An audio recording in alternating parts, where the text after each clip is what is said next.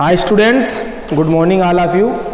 आज बात करते हैं, हमारा जो चैप्टर चल रहा है रसायन की कुछ मूलभूत गणनाएं या रसायन की कुछ मूलभूत अवधारणाएं।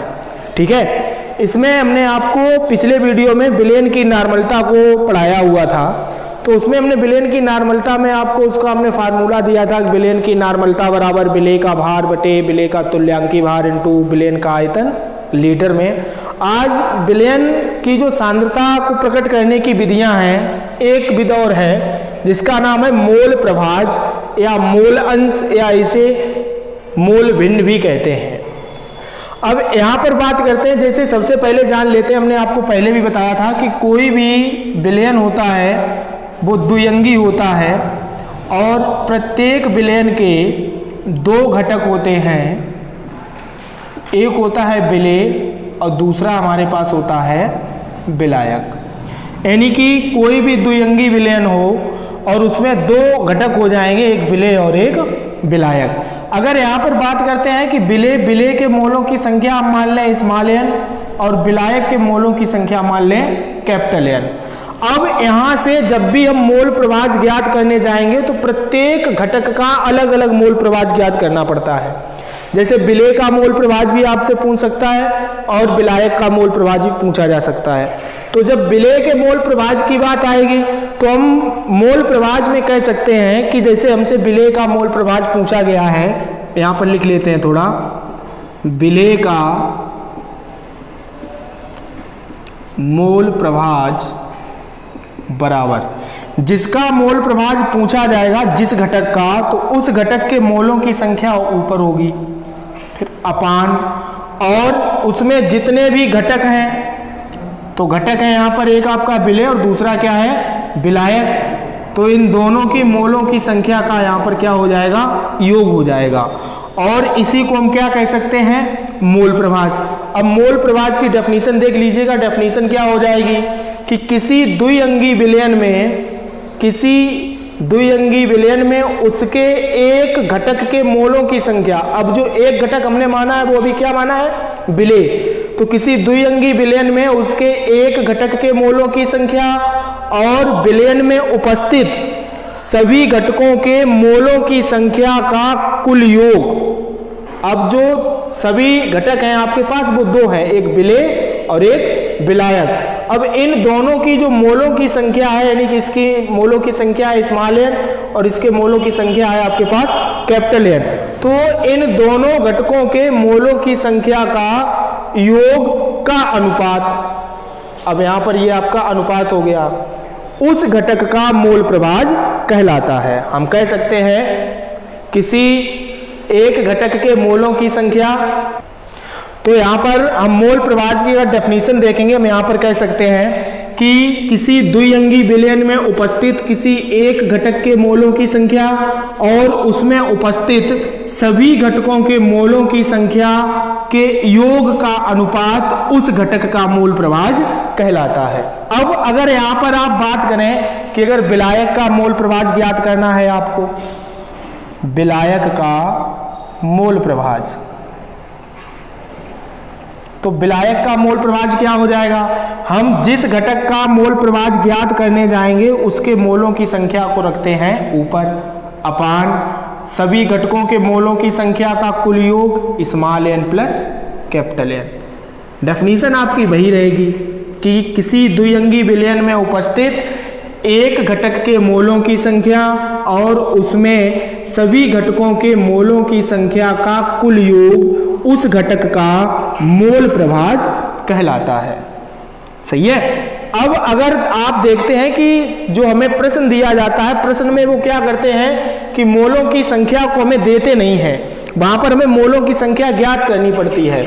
तो अगर हम यहाँ पर देखें, मान लें हमें पता है कि विलेय के जो मोलों की संख्या होती है वो होती है विलेय का भार अपान विलेय का अणुभार। इसी प्रकार से विलायक के मोलों की संख्या क्या हो जाएगी, विलायक का भार अपान विलायक का अणुभार।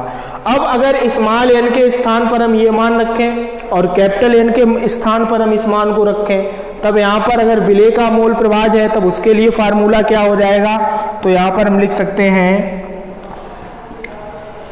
विलेय का मोल प्रभाज बराबर विलेय के मोलों की संख्या है, तो यानी कि small w upon small m अपान फिर क्या है, फिर विलेय के मोलों की संख्या है small w upon small m, फिर विलायक के मोलों की संख्या क्या है, इस capital W upon small m। जो स्मॉल w है वो आपका क्या हो गया है, विलेय का भार, स्मॉल m क्या हो जाएगा, विलेय का अणुभार, कैपिटल W क्या है, विलायक का भार, कैपिटल M क्या हो गया है, विलायक का अणुभार। अगर इसी तरह से ये जो मान है दोनों उठाकर हम यहाँ पर रखेंगे तो इसके लिए भी हमारे पास फार्मूला आ जाएगा capital W upon capital M upon small w upon small m plus capital W upon capital M। ठीक है, तो मोल प्रभाज की हमने आपको डेफिनेशन क्या दी है कि किसी द्विअंगी विलयन में उपस्थित उसके एक घटक के मोलों की संख्या और उसमें उपस्थित सभी घटकों के मोलों की संख्या के योग का अनुपात घटक का मोल प्रभाज कहलाता है। तो अगर विलेय का हमें मोल प्रभाज ज्ञात करना है तो विलेय हमारा एक घटक है, विलेय के मोलों की संख्या हमने क्या मानी है, स्मॉल n, और विलायक के मोलों की संख्या हमने क्या मानी है, कैपिटल N। अगर विलेय का मोल प्रभाज ज्ञात करने जाएंगे तो विलेय के मोलों की संख्या अपान विलेय और विलायक के मोलों की संख्या का योग। इसी प्रकार जब विलायक का मोल प्रभाज ज्ञात करने जाएंगे तो विलायक के मोलों की संख्या अपान विलेय प्लस विलायक के मोलों की संख्या का कुल योग। अब अगर मोलों की संख्या आप चाहे तो वहां पर ज्ञात भी कर सकते हैं इन दो चीजों से, सवाल में आप यही फार्मूला रखें, स्मॉल n और कैपिटल N का मान ज्ञात कर लेंगे तब भी हो जाएगा। अगर हम यहीं पर स्मॉल n और कैपिटल N का मान रखें तब हमें जो भी दिया जाएगा हम उसी से ज्ञात कर सकते हैं। तो ये आपका फार्मूला हो गया है विलेय का मोल प्रभाज ज्ञात करने के लिए, और ये फार्मूला आपका हो गया है विलायक का मोल प्रभाज ज्ञात करने के लिए। ठीक है, तो विलाय यानी कि मोल प्रभाज की डेफिनेशन याद कर लीजिएगा, थोड़ी जो भाषा है वो थोड़ी टफ पड़ जाती है। तो यानी कि मोल प्रभाज क्या हो जाएगा कि किसी द्विअंगी विलयन में उपस्थित उसके एक घटक के मोलों की संख्या और सभी घटकों के मोलों की संख्या के योग का जो अनुपात होता है उसे उस घटक का मोल प्रभाज कहते हैं। ठीक है, अब बात करते हैं इससे संबंधित, जैसे न्यूमेरिकल पूछा जाता है तो उसे हम किस प्रकार लगा सकते हैं। देखिए हमारे पास जो मोल प्रभाज से संबंधित एग्जाम्पल है कि हमने यहाँ पर 46 ग्राम एथिल अल्कोहल को 90 ग्राम जल में घोला है। एथिल अल्कोहल और जल का मोल प्रभाज आपसे पूछ रहा है। हमें पता है कि जो चीज घोली जाती है उसे हम क्या कहते हैं, विलेय, और जिसमें घोलते हैं उसे क्या कहते हैं, विलायक। तो यहाँ पर हम एथिल अल्कोहल को जल में घोल रहे हैं, तो जो एथिल अल्कोहल है वो हमारा हो गया है विलेय और जल क्या हो गया है, विलायक। अभी हमने आपको बताया था कि जो विलेय का भार है, विलेय का भार हम स्मॉल w से नोट करते हैं, यानी कि स्मॉल w का मान आपके पास हो गया है 46 ग्राम। विलायक कौन है, जल, और विलायक का भार हम नोट करते हैं काहे से, कैपिटल W से, तो कैपिटल W का मान आपके पास आ गया है 90 ग्राम। ठीक है, अब यहाँ पर हमें क्या करना है कि स्मॉल m और कैपिटल M का भी मान चाहिए है। स्मॉल m यानी कि विलेय का अणुभार, विलेय कौन सी चीज है, एथिल अल्कोहल। एथिल अल्कोहल का अणुसूत्र हो जाता है C2H5OH। अब यहाँ से अगर हम इसका अणुभार ज्ञात करने जाएंगे, हमने आपको बताया है किसी भी यौगिक का अणुभार ज्ञात करने के लिए उसमें जितने भी परमाणु होते हैं सभी परमाणु के परमाणु भारों को हम जोड़ देते हैं।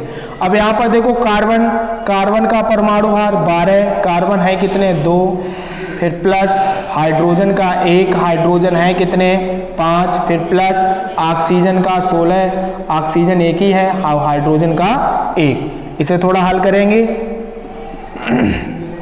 तो हमारे पास आ जाएगा यहाँ से 24 और 5 29, 29 और 16 45 और 1 46, यानी कि स्मॉल m का मान आपके पास आ गया है 46। अगर कैपिटल M का मान ज्ञात करना चाहें तो कैपिटल M बराबर, कैपिटल M क्या है, विलायक, विलायक का अणु सूत्र क्या है? H2O। हाइड्रोजन का 1 और ऑक्सीजन का 16, तो यानी कि 18। ये आपके कैपिटल M का मान आ गया। अब यहां से अगर आप मोल प्रभाज ज्ञात करने जाएंगे तो मोल प्रभाज आपसे एथिल अल्कोहल और जल का पूछ रहा है। मोल प्रभाज को हम X से रिप्रेजेंट करते हैं, तो यहाँ पर लिख देंगे XC2H5OH, यानी कि एथिल अल्कोहल का मोल प्रभाज। अब एथिल अल्कोहल क्या है? विलेय है, तो इसके लिए विलेय का फार्मूला लगाएंगे small w upon small m upon small w upon small m plus capital W upon capital M। सभी के मान रखेंगे। देखो स्मॉल w का मान क्या है आपके पास? 46, स्मॉल m का मान 46 अपान फिर स्मॉल w 46 अपान small m 46 plus capital W का मान 90 अपान कैपिटल M का मान 18। इसे हल कीजिएगा। 1 46 एकन 46 18 पंचे 90। ठीक है, अब आपके पास बचा कितना है? आपके पास यहाँ पर आ गया है XC2H5OH बराबर 1 अपान, यहाँ पर आपके पास 1 है 1 प्लस 5, यानी कि 1 अपान 6। अब यहाँ पर जब इसे हल करेंगे, भाग दीजिएगा, 6 का भाग नहीं जाएगा, पॉइंट 10 हो गया, 6 एकन 6, 4 बचा 40 हो गया, 6 रंग 36, फिर 4 बचा फिर 40 हो जाएगा, 6 रंग 36। इसी प्रकार आता रहेगा। तो हम यहाँ पर क्या कर लेते हैं? 7 कर लेते हैं। और मोल प्रभाज का कोई भी मात्रक नहीं होता है, क्योंकि यहाँ पर भी आपके मोलों की संख्या हो गई है और ये मोलों की संख्या का योग, यानी कि इसका भी मात्रक मोल आएगा, इसका भी मात्रक मोल आएगा, तो मोल से मोल कट जाएगा, यानी कि मोल प्रभाज का कोई भी मात्रक नहीं होता है। तो ये तो आपका आ गया किसका मोल प्रभाज? एथिल अल्कोहल का मोल प्रभाज। अगर इसी प्रकार जल का मोल प्रभाज ज्ञात करने जाएं तो XH2O बराबर, अब विलायक जल क्या है? हमने आपको बताया था जल विलायक है। अब इसके लिए विलायक के मोल प्रभाज का फार्मूला लगाएंगे, capital W upon capital M upon small w upon small m plus capital W upon capital M। सभी के मान रखो। कैपिटल W का मान 90 अपान कैपिटल M का मान 18। ठीक है, फिर इसके बाद हो जाएगा आपका स्मॉल w का मान 46 प्लस 90/18, 18 पंचे 90, 46 एकन 46, 18 पंचे 90। तो आपके पास आ गया है 5/1 प्लस 5 बराबर 5/6। 6 का इसमें भाग देंगे, भाग नहीं जाएगा, पॉइंट लगाया 50 हो गया, 6 8 48, 2 बचा 20 हो गया, 6 18, फिर 2 बचा फिर 20 हो गया, यानी कि 3 3 ही आता रहेगा। ये आपका आ गया है जल का मोल प्रभाज, जल का मोल प्रभाज। ठीक है, अब यहां पर देखो कि अगर हम जैसे हमारे पास 2 घटक हैं, एक हमारे पास है विलेय और दूसरा हमारे पास है विलायक। अगर हम इन दोनों घटकों में से किसी एक घटक का मोल प्रभाज ज्ञात कर लें, किसी भी एक घटक का, और दूसरे घटक का अगर हमें मोल प्रभाज ज्ञात करना है तो हम क्या करते हैं? दूसरे घटक का मोल प्रभाज ज्ञात करने के लिए एक में से पहले घटक का मोल प्रभाज हम घटा देते हैं। अब यहाँ पर देखो, जैसे आपने एथिल अल्कोहल का मोल प्रभाज ज्ञात कर लिया था, एथिल अल्कोहल यानी कि विलेय हो गया, एक घटक का आपने जैसे ही मोल प्रभाज ज्ञात किया है, अब इसके बाद में अगर आप दूसरे घटक का मोल प्रभाज ज्ञात करने जाते हैं तो आप इतना यहाँ पर ना करें। ठीक है, तो यहाँ से हम क्या करते हैं कि एक में से इसके मोल प्रभाज को घटाकर देखते हैं, 0.167 इसे घटाएंगे तो यहाँ पर आ जाएगा 3 3 और 8। ठीक है ना, तो अगर एक घटक का मोल प्रभाज हम ज्ञात कर लें तो हम दूसरे घटक का मोल प्रभाज अपने आप ज्ञात कर सकते हैं। हम दूसरे घटक का मोल प्रभाज ज्ञात करने के लिए एक में से उसे घटा देंगे। ठीक है, अब ये इस तरीके के जो एग्जाम्पल हैं आप देखिएगा अपनी बुक में, आपको और बहुत सारे एग्जाम्पल इस प्रकार के दिए गए हैं, तो इन्हें देखिए और इसी तरीके से लगाइए। केवल आपको विलेय और विलायक पहचानना है। ठीक है, आज के लिए इतना ही, धन्यवाद। बड़े